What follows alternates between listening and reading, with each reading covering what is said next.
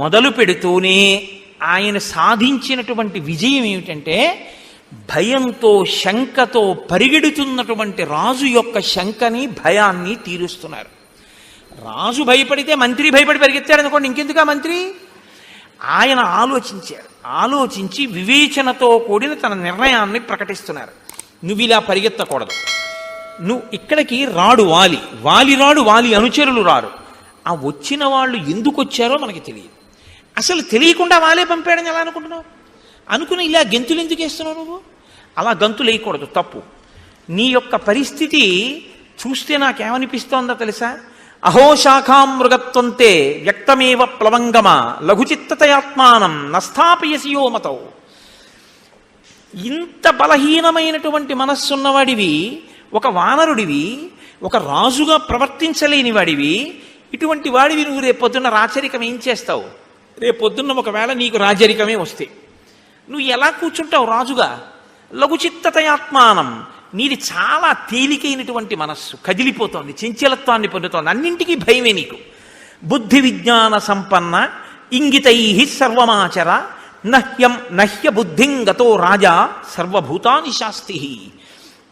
వాళ్ళు చెట్ల వంక అలా చూస్తున్నారు వెడుతూ.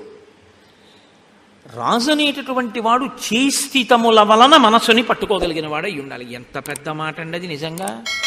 చేష్టితము అంటే శరీరములో ఉండేటటువంటి భావ ప్రకటనము, శరీరావయవముల వలన భావము ప్రకటింపబడితే చేష్టితం అంటారు. అబ్బా అన్నారనుకోండి, ఆశ్చర్యాన్ని ప్రకటించారు అని. భావాన్ని శరీరంలో కదలికల వలన రాజు పట్టుకుని దాని వలన అవతల వారిని గ్రహించగలిగిన బుద్ధిమంతుడై ఉండాలి. అసలు నువ్వేం చూసావు వాళ్ళ కదలికలు? అసలు నువ్వేం చూసావు వాళ్ళ చేష్టితం? వాళ్ళు ఎందుకు చూస్తున్నారో చెట్ల వంక, వాళ్ళు ఎందుకు చూస్తున్నారో ఈ శిఖరాల వంక? వాళ్ళు ఒక చోట నిలబడి ధనస్సు ఎక్కుపెట్టి చూడటం లేదు, ధనస్సు భుజాన తగిలించుకుని వెళ్ళిపోతూ చూస్తున్నారు. వాళ్ళు సుగ్రీవుడి కోసమే చూస్తున్నారు, స్నేహం కోసం. కానీ వాళ్ళల్లో ఉద్విగ్నత లేదు, వాళ్ళు ఏదో వెతుక్కుంటున్నట్లుగా ఉందంతే. అసలు వాళ్ళ చేష్టితం నీకు అర్థమైందా? అర్థం కాకుండా ఓ నిర్ణయానికి వచ్చి ఎలా పరిగెడుతున్నావు? నువ్వు ఎలా రాజు అవుతావు? ఏమి మాట్లాడండి నిజంగా. హనుమంటే మహానుభావుడు. అందుకే ఇది ఇక్కడ నేను మీతో ఒక విషయాన్ని ప్రస్తావన చేయకపోతే అసలు శ్రీరామాయణం చెప్పిన నాళ్ళు నేను ప్రస్తావన చేయడం కుదరదు. హనుమ యొక్క అవతారం రావడం వెనక చాలా ఒక గొప్ప స్థితి ఒకటి ఉంది. ఒకానొకప్పుడు అంజనాదేవి గర్భంతో ఉండగా ఒకసారి ఒక పర్వత గుహలోకి ప్రవేశించింది ఆవిడ. శాలిశూక నిబాభాసం ప్రసూతే మంతదాంగన ఫలాన్యాహర్తుకామవై నిష్క్రాంత గహనేవని. కిష్కింధకాండ కాదు, నేను ఉత్తరకాండలోంచి కలిపి చెప్తున్నాను మీకు. శాలిశూక నిబాభాసం, వడ్డుగింజ యొక్క పైభాగం పచ్చగా బంగారంలా ఎలా మెరిసిపోతుందో అలా మెరిసిపోయేటటువంటి కాంతి కలిగినటువంటి అంజనాదేవి ఒక బిడ్డని ప్రసవించింది. అందుకే హనుమకి ఆకుపచ్చ రంగేసేస్తుంటారు. అసలు హనుమ ఎప్పుడూ అలా ఉండరు. ఆయన కాంచనాద్రి కమనీయ విగ్రహం, కరిగించిపోత పోసిన బంగారం ఎలా ఉంటుందో ఆ రంగులో ఉంటారు హనుమ. కాబట్టి శాలిశూక నిబాభాసం ప్రసూతేమం తదంగన ఫలాన్యాహర్తుకామావై నిష్క్రాంత గహనేవని. ఒక పిల్లవాడిని ప్రసవించింది ఆ గుహలో.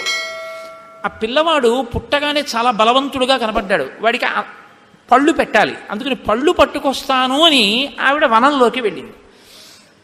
ఈ పిల్లవాడికి చాలా ఆకలేసి ఆయన రెల్లు పొదల్లో పడుకొని సుబ్రహ్మణ్యుడు ఎలా ఏడ్చాడో అలా ఏడ్చాడు ఆకలేసి. అమ్మ కనపడలేదు. ఆయన లేచి బయటికి వచ్చాడు గుహలో. అంటే పుట్టగానే నడిచాడు ఆయన. నడిచి బయటికి వచ్చి ఆయనకి పుట్టుకతోటే తినాలనిపించినప్పుడు పండే తినాలనిపించింది. అంటే పుట్టుకతో శాకాహారి కాబట్టి ఇప్పుడు ఆయన మంచి పండు ఏమైనా ఉంటే బాగుండే అని ఇలా చూశారు. సూర్యబింబం కనపడింది. అబ్బాయి ఎంత బాగుందో, ఈ పండు చక్కగా మెరుస్తోంది, దీన్ని తిందాం అనుకున్నారు. కాబట్టి బాలార్కాభిముఖో బాలో బాలార్క ఇవమూర్తిమాన్ గ్రహీతు కామో బాలార్కం ప్లవతేం బరమధ్యగా. ఈ పండు బాగుంది, ఈ పండు తిందామని ఆయన ఒక్కసారి సూర్యమండలం వైపు ఎగిరి వెళ్ళిపోయారు. వెళ్ళిపోతే సూర్యుడు చూశాడు, అరే ఇలా దగ్గరికి వచ్చేస్తున్నాడు ఈ పిల్లాడు, నా తేజస్సుకి కాలిపోతాడు. ఎందుకంటే ప్రతి క్షణం తేజస్సును పుంజేసుకుంటారు సూర్యభగవానుడు. ఆయన అనుకున్నారట, రాబోయేటటువంటి కాలంలో ఈయన వలన మహత్తరమైన ప్రయోజనం జరగాలి.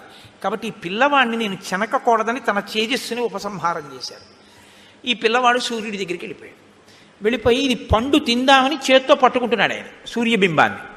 పట్టుకుంటుంటే ఆ సూర్యుడు చూశాడు. శిశురేషత్తదోషజ్ఞ ఇది మత్వాదివాకర కార్యంచ అస్మిన్ సమాయత్త ఇచ్చేవం నదాహ సహ. కాల్చలేదు పిల్లాన్ని, ఊరుకున్నాడు. సూర్యబింబాన్ని ముట్టుకుని బతకడం అంటే మాటలండి. ఆయన పట్టుకుని ఎట్నుంచి కురుకుదామని చూస్తున్నాడు. అది పర్వకాలం అంటే గ్రహణకాలం. కాబట్టి రాహు వచ్చాడు తన వాహనం మీద, వచ్చి సూర్యబింబాన్ని గ్రసించాలి ఆయన. ఆయన వస్తే ఈ పిల్లాడు ఎట్నుంచి కొరకాలు దీన్ని చూస్తుంటే రాహువు కనపడ్డాడు.